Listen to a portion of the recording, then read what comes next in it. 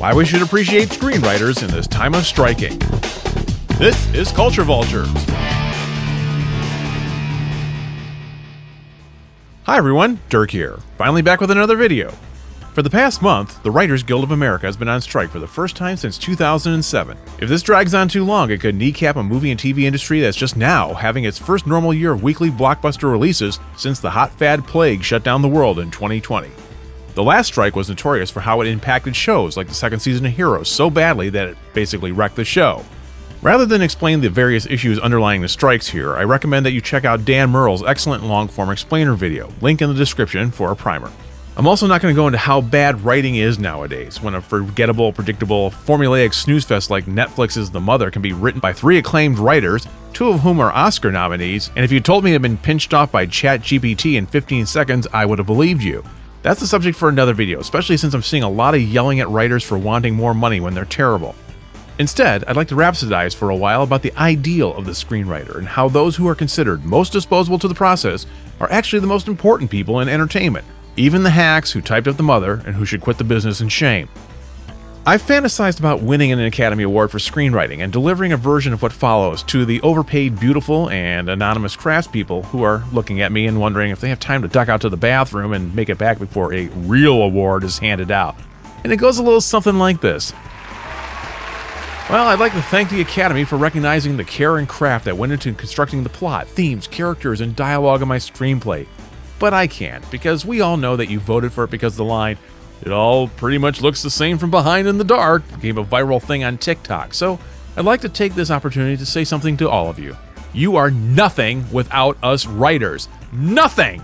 You don't appreciate us, you replace us and have our words rewritten on a whim, and you do this because you do not properly appreciate us as the gods we are. Yes, I said gods. Not capital G God, but still gods who create universes, and without our creations, none of you would have anything to do. Close your eyes. I said close them.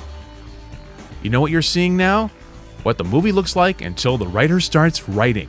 Directors, you don't know where to place your camera or block your actors until a writer tells you where you are, what time it is, and who's in the scene. Art directors, is it a mansion or a slum? Cyberspace or a tent in an oasis? Costume designers, are you making clothes fit for a prince or a pauper, a punk band or a pompous poof? Location scouts, watching at home, do you need to find an old mill? And does it have to be an old mill?